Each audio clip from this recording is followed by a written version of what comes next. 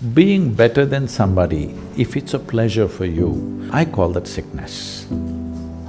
This is not sickness. We call this education, we call this competition, we call this society. The important thing is, for what you have come with, will you blossom to the fullest human being or not? That's all that needs to be taken care of even for a human being. My question is on competition, and as most of the students here would know, LSE has a very intense culture of competition, and a lot of the students who come here have always been at the top of their class, and once they come here, they continue… How can everybody be at the top of their class? They sit there? All different classes. Oh, how can everybody be at the top of their class? Only one person is at the top of the class, isn't it? That's how I understand the top.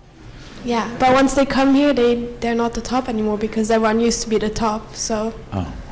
That kind of disappoints them a bit. Anyway, so once they come here, there is a big culture of competition, and there's a lot of comparison that takes place, whether it's comparing grades, achievements, internships, everything. I myself, for example, am not a very competitive person. I don't really engage in that with others. But being in this hyper-competitive environment, I sometimes question myself, should I be more competitive? So my question for you is, what is the meaning of competition both for individuals and society? And does competition make us grow and evolve, or should we solely focus on ourselves? Those who do not have any sense of their own competence will become competitive because their only pleasure is being one step ahead of somebody else. I am on top of the class, what does it mean? And you say, I have known this. When I was in school, I went there only when it's really necessary. So, I remember, I don't know, maybe at this level you're not, but in schools maybe it's still there, I don't know the practice. It always was a yellow-colored card. And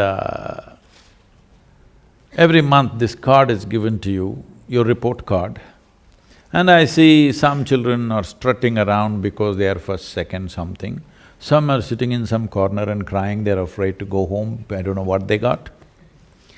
As far as I was concerned, it was given to me, I just took it and gave it to my father. I never once opened and saw, because I thought this was a transaction between the teacher and my father. I was not going to look into that. And I was quite certain what would be there in it, as far as the numbers are concerned, because it was always 6 zeros. Because I never wrote a single word in the test paper. That was a rule for me. But apart from the 6 zeros, the teachers wrote some literature in my report cards. So I give it to my father, he opens it and he just blows up every time. I just look at him, what happened?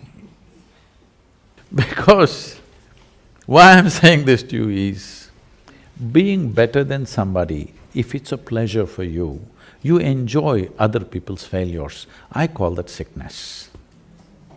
This is not success. You, as a life, you want to be at your fullest, you have a right to be.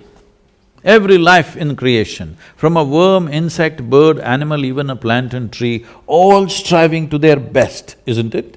You also. But why are you concerned whether somebody is behind you?